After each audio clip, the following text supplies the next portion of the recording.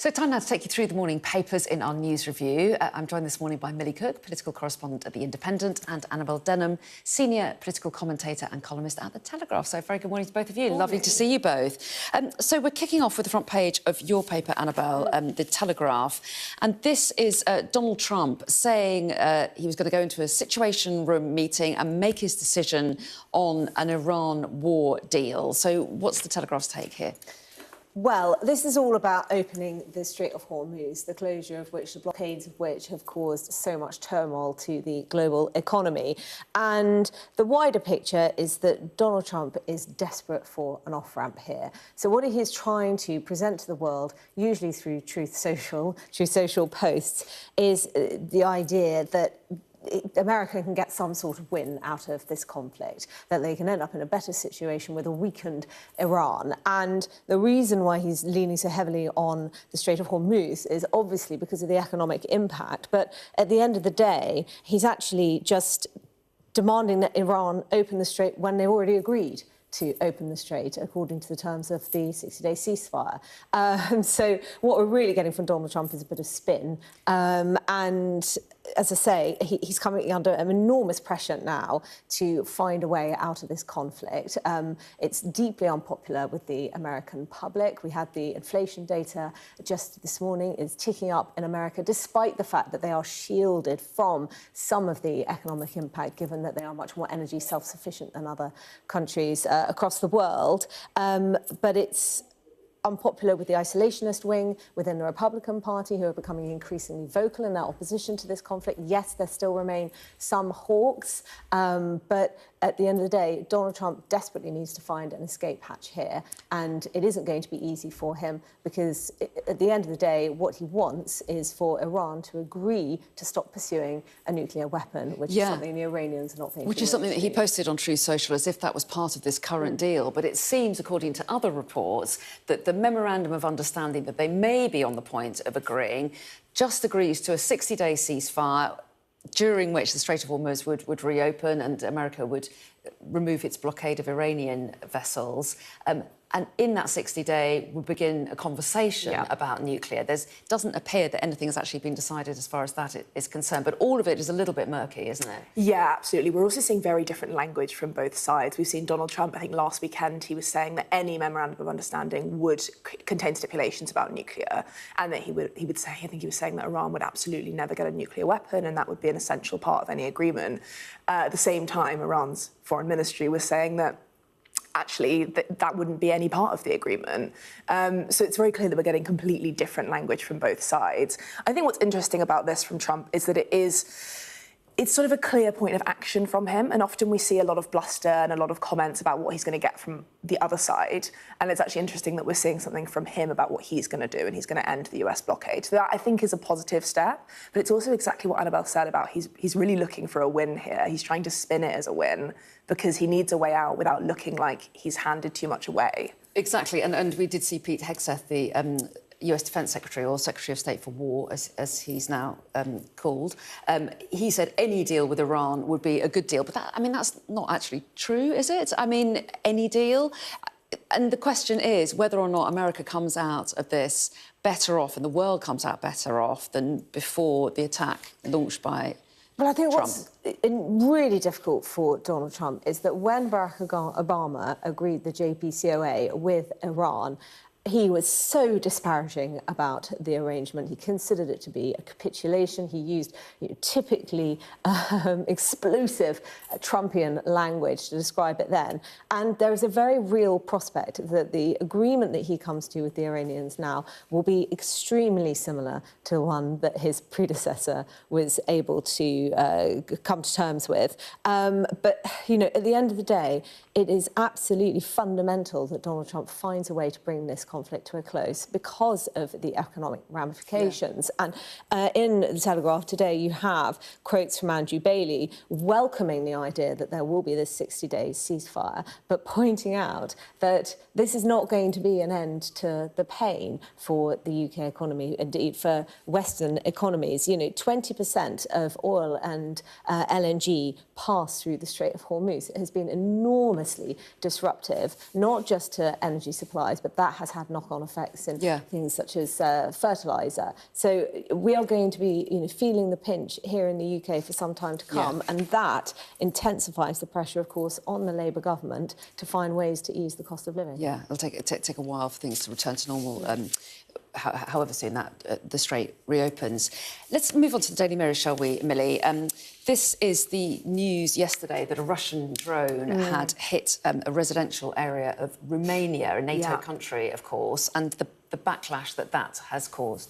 Yeah, I think it's a really shocking situation, but also not truly unsurprising. I think we're seeing increasing incursions from Russia into NATO countries, especially around the Ukrainian border. This isn't the first time that a drone has crossed into Romania. It's happened a lot, but it is the first time that people have been injured. And I think that adds a completely new level of risk for NATO, because the thing that NATO really wants to avoid is any reason to be forced to escalate. And I think that at the moment, NATO is kind of treading this really fine line where it is supporting Ukraine without actually getting involved. But as soon as NATO citizens are injured, then it becomes a really difficult situation for them. And I think that at that point, they're treading the line between trying to de-escalate and make sure that NATO as a whole isn't dragged into any conflict. Because obviously there's the principle of collective self-defence, where if one country's attacked, the whole of NATO is attacked. Yeah. But they also want to show that they're strong and that they won't just allow Russia to continue with their incursions, and that they'll stand up to Putin. So it's a really difficult situation, and I think it shows exactly how fragile the situation across the world is. And we've had plenty of strong language. We've had the NATO Secretary-General speaking out about this. We've seen prime ministers like Keir Starmer doing the same, but no real action from NATO. Does NATO need to act in some way to show that it will act as a deterrent to Russia? Well, I think, as Millie says, the problem ultimately is that NATO's hands are tied. They do not want to trigger Article 5 and risk major escalation in Eastern Europe. We've just been talking about Iran. Of course, a big problem is that you have administration which is committed supposedly to an isolationist America First foreign policy agenda, which has managed to find itself entangled in a conflict in the Middle East. And the idea that it is going to show that the strength and support that NATO ultimately requires from the US, given that it is easily its largest funder, it is the country with easily the largest military. This is deeply problematic. It's hard for NATO to give much of a show of strength when it is feeling particularly weak at the moment. Now, it's been impressing on its members to increase defence spending as a proportion of their GDPs to 2.5%, 3% and beyond. The UK, of course, is struggling to meet this, and it's all very well Keir Starmer saying tyrant Vladimir Putin is a threat to Europe's security. Well, that much has been obvious ever since Putin sent his tanks across the border into Ukraine over 4 years ago now. But they have committed to get defence spending up to 3% of GDP and up to 2.5%, I think it is, by next year. They say that's the biggest rise in defence spending since the Cold War. That's right. They have made this commitment. But the problem is Tuesday will mark a year since the publication of the Strategic Defence Review, and still we do not have the government's defence investment plan. Rachel Reeves promised to publish it in the autumn, and this can has been kicked down the road because the government has got to find £18 billion in order to fund it. How big of an issue do you think that is, this delay of this document? Because the government says, we're working flat out on it, when it's ready, it's ready. But in the meantime, we are continuing investment. It's not like we don't have a strategy. We are still spending money on defence. Well, I think it speaks to the fact that the government is really short of money. There is a huge amount of pressure on defence, and it's not quite yet clear whether or not we can hit those targets. They've committed to increasing defence spending, but a commitment's very different to actually delivering that increase. And I think that defence investment plan will set out exactly how we get there. I think at the moment there are talks of a £28 billion black hole in Britain's defence.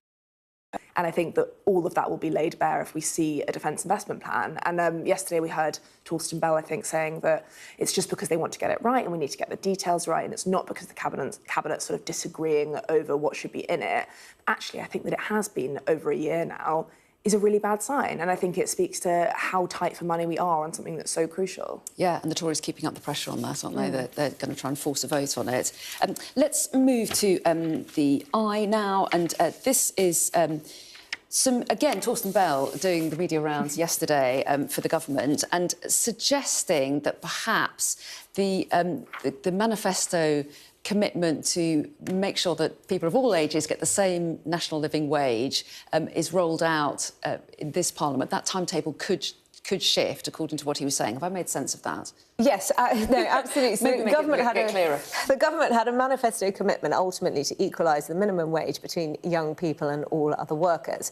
Now, when it did so, this is Labour obviously before coming into power, economists almost across the spectrum were warning that it would lead to a rise in youth unemployment because it would disincentivise employers from taking on younger workers. Doing so involves a greater risk than taking on somebody who's in perhaps their late 20s and has got a few years of work under their belt.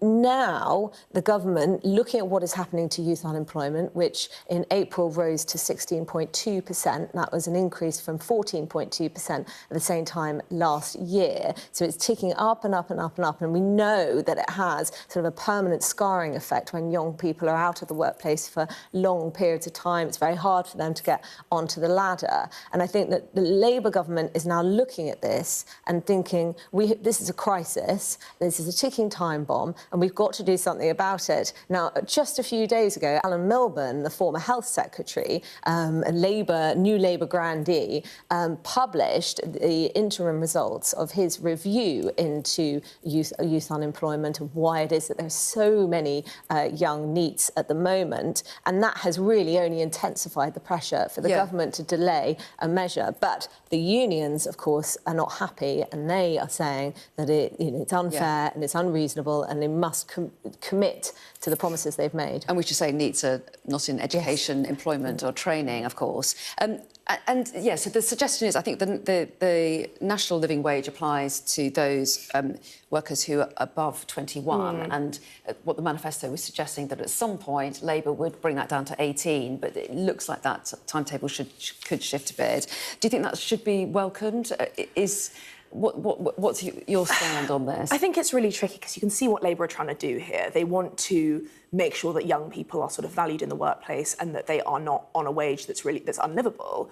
But actually, that has an even bigger negative effect if it's making youth unemployment worse, because actually the thing worse than being on a low wage is being completely unemployed. And I think that there's obviously a massive problem in the economy with trying to get people back into work, and that's exactly what the Milburn Review showed. There are more than 1 million young people not in work, education or training. It's a huge number. And it's got shocking statistics and a really interesting report this week. We're actually out of time, but you two will be back next hour for another look at the papers. Thank you very much indeed for the moment. Thank you. Top stories next.